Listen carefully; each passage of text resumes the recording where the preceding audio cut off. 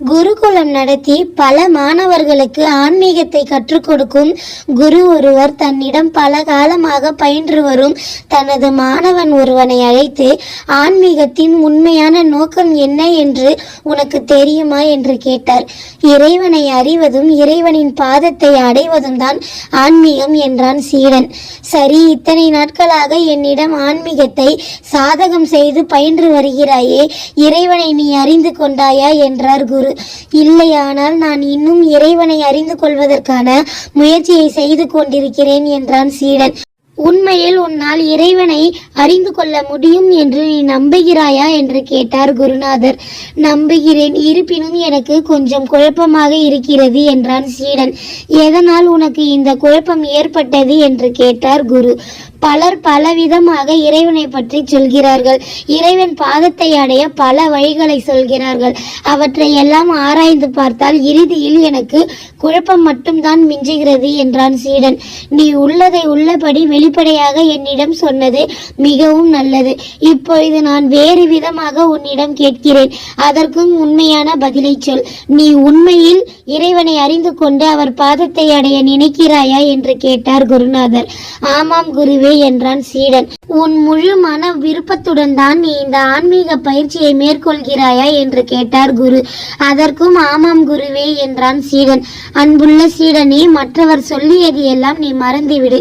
இறைவனை அடைய ஒரு எளிமையான வழியை நான் சொல்கிறேன் என்றார் குரு. சீடன் மிகவும் மனம் மகிழ்ந்து, குருவே, இறைவனை அடையும் இந்த வழிக்காகத்தான் நான் தவித்துக் கொண்டிருக்கிறேன் என்றான். ஆனால் சீடனே, நான் செல்லும் பாதையை நீ பின்பற்றினால் நீ இறைவனை அடைய மாட்டாய். உன்னால் இறைவனை சென்று சேர முடியாது. ஆனால் இறைவன் உன்னை வந்து சேர்வார் என்றார் குரு. என்ன சொல்கிறீர்கள் குருவே? இறைவன் என்னை வந்து அடைவாரா?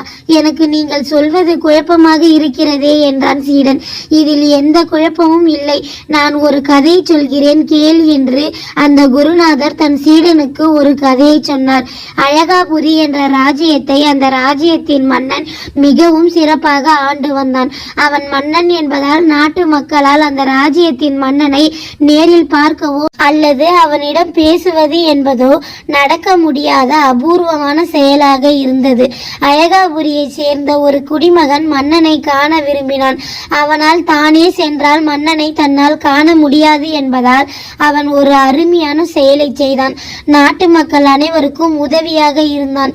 மற்றவர்களுக்கு பயன்படும்படியாக தனது உழைப்பை செய்து உழைத்து வாய்ந்தான். பல அறச்செயல்களை செய்தான். தன்னிடம் தானம் கேட்டு வந்தவர்களுக்கு இல்லை என்ற வார்த்தையை சொல்லாமல் தன்னால் இயன்ற பொருட்களை கொடுத்து தர்மம் செய்தான்.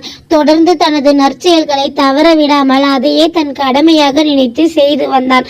அந்த குடிமகனின் உதவும் குணமும் ஏழ்மையில் இருந்தும் அவன் தன்னால் முடிந்த தர்மங்களை செய்து வருவதும் நாட்டு மக்களுக்கு இடையில் பிரபலமாக துவங்கியது. தூதுவன் ஒருவன் மூலமாக அந்த குடிமகனின் நற்செயல்கள் அழகாபுரியின் மன்னனின் செவியையும் சென்று சேர்ந்தது. ஏழ்மையிலும் மற்றவர்களுக்கு தர்மம் செய்கிறான், அனைவருக்கும் உதவியாக இருக்கிறான் என்று தெரிந்ததும் அவன் மீது நல்ல மதிப்பு வந்தது மன்னனுக்கு. அதனால் மன்னனே அந்த சாதாரண குடிமகனை காண்பதற்காக அவன் வீட்டிற்கு வந்தார். அவனிடம் பேசி அவன் செய்த தர்மங்கள் அறச்செயல்களுக்காக அவனை பாராட்டிவிட்டு அவனுக்கு பரிசாக 1000 பொற்காசுகளையும் கொடுத்து விட்டு சென்றார் என்று சொல்லி கதையை முடித்துவிட்டு அந்த குருநாதர் தன் சீடனிடம், இப்பொழுது சொல், நான் சொல்லிய இந்த கதையில் வருவது போல் ஒருவன் நற்செயல்களை செய்தான். அவன் பெருமையை தெரிந்து கொண்டு மன்னன் நேரில் வந்து அந்த சாதாரண மனிதனை பார்ப்பது என்பது நடக்குமா என்று கேட்டார். நிச்சயமாக அப்படி நடக்கும் குருவே என்றான் சீடன். நான் சொல்ல வந்த கருத்தை நீ தெளிவாக புரிந்து கொண்டாய். இந்த கதையில் வந்த அந்த மன்னன் தான் இறைவன். தர்மங்களையும் அறங்களையும் செய்த அந்த குடிமகன் தான் நம்மை போன்ற இறைவனை அடைய நினைக்கும் மனிதர்கள்.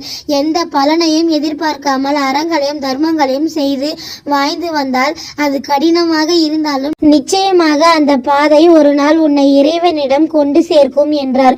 நீங்கள் சொல்வது சரிதான் குருவே. என் மனதில் இருந்த குழப்பம் இப்பொழுது சுத்தமாக நீங்கிவிட்டது. இறைவனை அடைவதற்கான சரியான வழி எதுவென்று எனக்கு புரிந்துவிட்டது என்றான் சீடன். நல்லது சீடனே, இனி நீ பழகிய ஆன்மீகம் உனக்கு கைகூடும். நீ சென்று வா என்று தன் மாணவனை குருகுலத்தில் இருந்து அவனது வீட்டிற்கு அனுப்பி வைத்தார். சீடனும் இறைவனை காண்பதற்கு நல்லதொரு வழியை தன் குருநாதர் தனக்கு காண்பித்து விட்டார் என்ற மகிழ்ச்சியில் தனது குருவிற்கு நன்றியை சொல்லிவிட்டு வீடு திரும்பினார்.